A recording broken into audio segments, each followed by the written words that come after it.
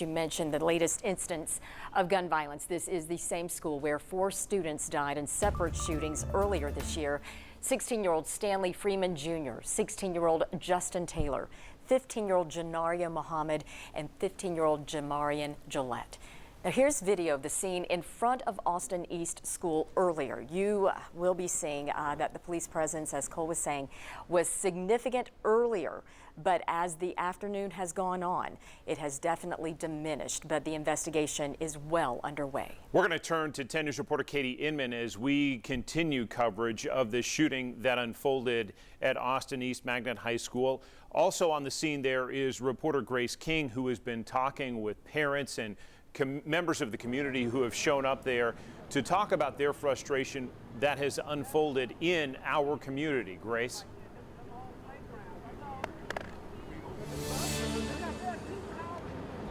Well, John, you mentioned that the 4 students that attended Austin East have all been shot and killed in the last couple months. I'm standing in the parking lot where we memorialized Stanley Freeman just a couple of weeks ago. And today, Austin East parents gathered here wondering what needs to change, what more can be done so they can stop going through this community can stop experiencing this gun violence and figure out how to heal and move forward. Take a listen to what some of them told me earlier. 3:15, a text message from my daughter. That it is what I received from a parent, and I'm still here after school hours are over, fighting for answers to see what possibly happened. Something gotta stop. We're gonna have to come together as a community, as a people. It has to stop. We losing our kids at an early age, and it is not fair to us or the parents to be burying these babies. Parents should not have to bury their kids.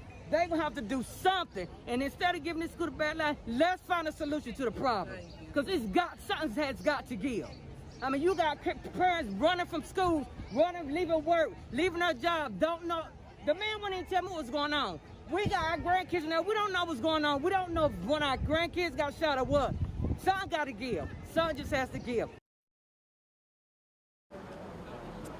And you heard them right there. Something's got to give, and we'll be working to figure out what those solutions are and what calls for action they have. You also heard them talk about the mental health aspect of this on the students. We saw the Austin East School close for a couple days after the shootings of some of those students earlier to work with grief counselors and heal and figure out how to move forward.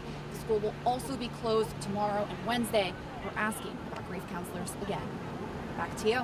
Grace, you have heard from members of the community. Have you heard from students? Have you been able to talk to them about what they heard, what they saw? I have not been able to talk to any students. I have talked to one student at Vine Middle School who was in contact with a handful of her friends. She said they were in the classrooms. They heard people telling them to put their hands up. They were scared, but I have not talked to anyone who was actually in the building at the time yet. Just a lot of concerned parents, a lot of frustrated parents, and a lot of frustrated community members who say enough is enough. All right, Grace King for us live on the scene. And with that,